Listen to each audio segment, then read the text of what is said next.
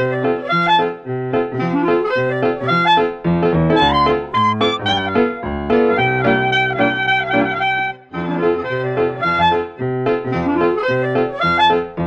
good morning my dear friends and students. I am Sadhna and all of you enjoying mathematics and science with me. नेहमीप्रमाणे enjoy करता maths आणि science 7th स्टँडर्डचा एक interesting lesson की ज्या लेसनचं नाव आहे effects of light, म्हणजे प्रकाशाचे परिणाम काय आहेत हे आज आपण इथे शिकणार आहोत. याच्या अगोदर आपण खूप सारे टॉपिक ह्या लेसनच्या रिलेटेड क्लिअर केलेले आहे. यातला एक इंटरेस्टिंग खूपच छान असा टॉपिक आज मी तुमच्या समोर घेऊन आलेले आहे. So what is that topic?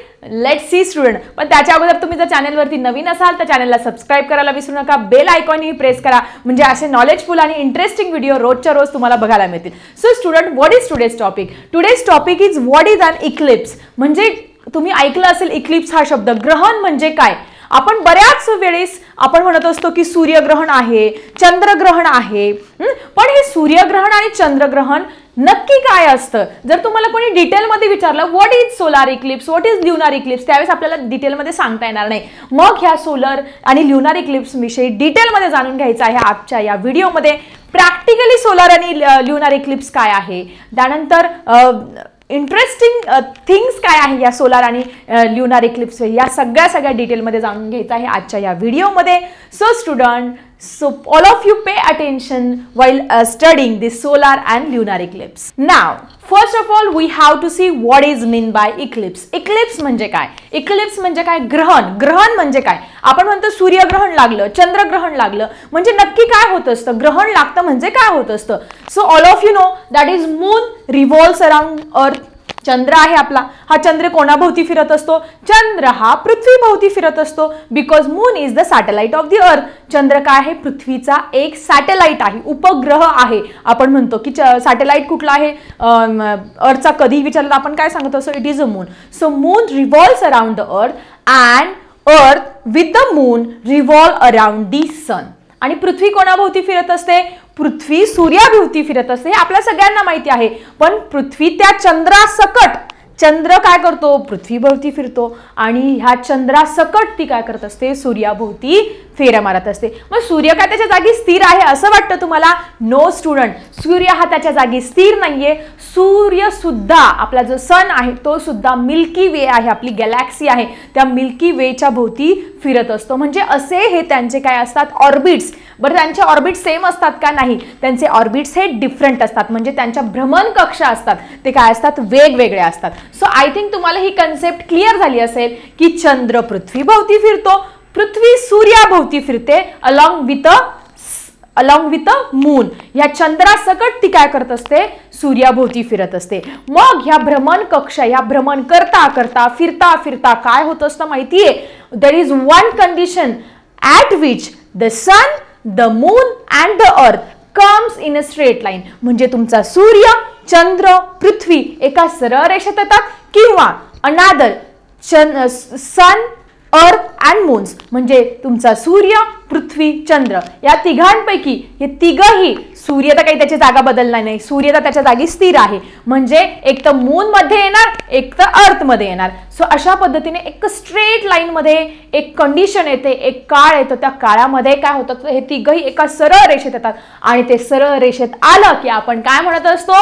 That is the solar eclipse, that is the lunar eclipse. म्हणजे ते सूर्यग्रहण झालं, ते चंद्रग्रहण झालं असं आपण म्हणत असतो. But for the exam you have the important question, what is the eclipse or how will you define the eclipse? So definition जर तुम्हाला पेपरला लिहायला आली तर मराठीमध्ये ते लिहू शकतो की ज्यावेळेस सूर्य, चंद्र, पृथ्वी एका सरळ रेषेमध्ये येत असतात त्या स्थितीला आपण ग्रहण म्हणत असतो.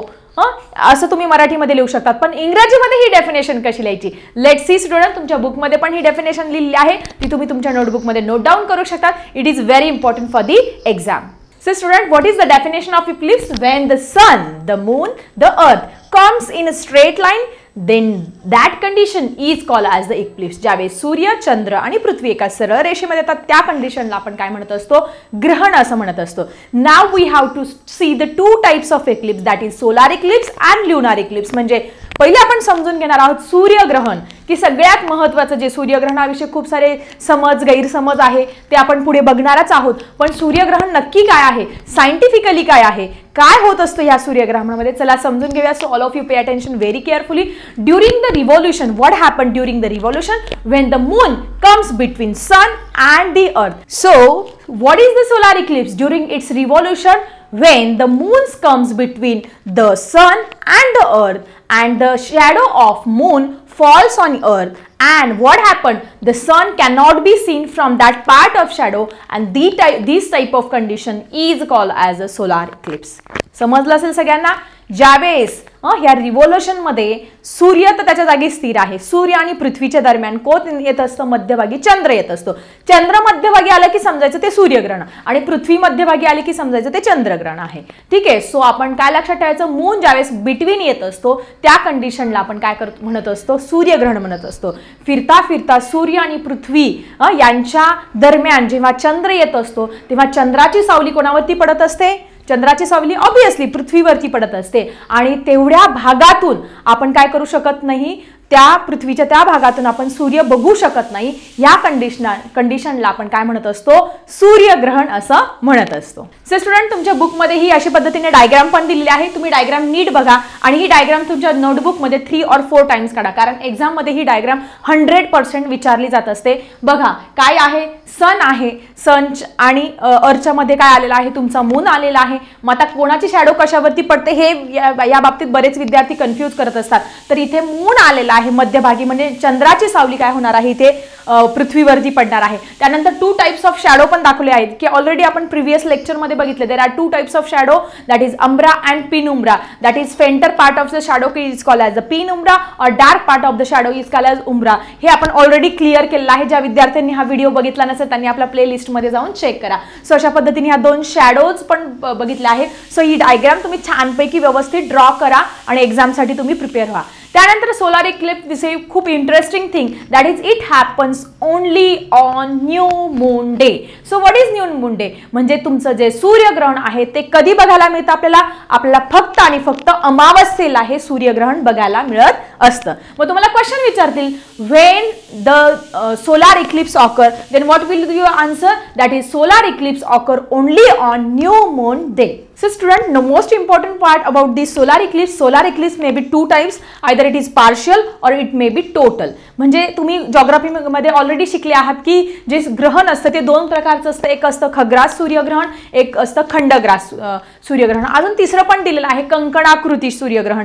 म्हणजे काय असतो, सूर्य जो आहे बांगडीच्या आकारासारखा तेवढा काय दिसतो सूर्याचा तो पोर्शन, बाकी सगळा पोर्शन काय असतो, झाकाळलेला असतो.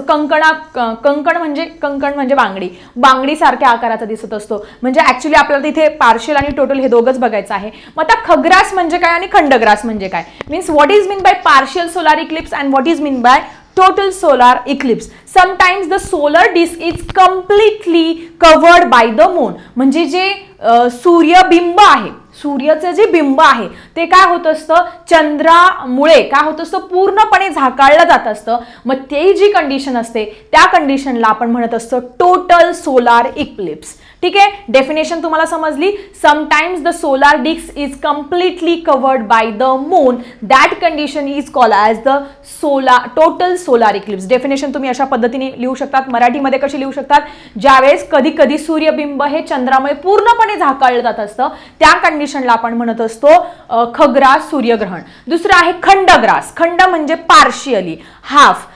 When the solar disk is not covered fully by the moon, then that condition is called as the what is partial solar eclipse. म्हणजे त्या कंडिशनला आपण म्हणत असतो खंडग्रास. म्हणजे जे सूर्यबिंब आहे ते चंद्रामुळे पूर्णपणे झाकाळलं जात नाही अशा कंडिशनला तुम्ही म्हणत असतात खंडग्रास सूर्यग्रहण. सो आय थिंक खग्रास सूर्यग्रहण काय आहे आणि खंडग्रास सूर्यग्रहण means what is total solar Eclipse and what is the partial solar Eclipse. He condition तुमची आज इथे क्लिअर झाली असेल. हे 2 टाइप्स पण क्लिअर झाली असेल. तुम्हाला कधी कोणी डिफरन्स विचारला तर तुम्हाला सांगता येईल की टोटल मध्ये पूर्ण सूर्य झाकाळलेला असतो चंद्रामुळे आणि पार्शियल मध्ये काय असतो, पार्शियल म्हणजे पूर्ण झाकाळलेला नसतो. Okay, clear everyone. So let's see the next point. So most important fact about this solar, त्याच्याविषयी खूप साऱ्या श्रद्धा आहे, अंधश्रद्धा आहे, पण एक इम्पॉर्टंट सायंटिफिकली फॅक्ट तुम्हाला मी सांगते की during solar eclipse we have to use the special type of goggles और x-ray films while we have to saw the solar eclipse, because the harmful ultraviolet rays are coming from the sun that affects our eyes and it causes different type of diseases.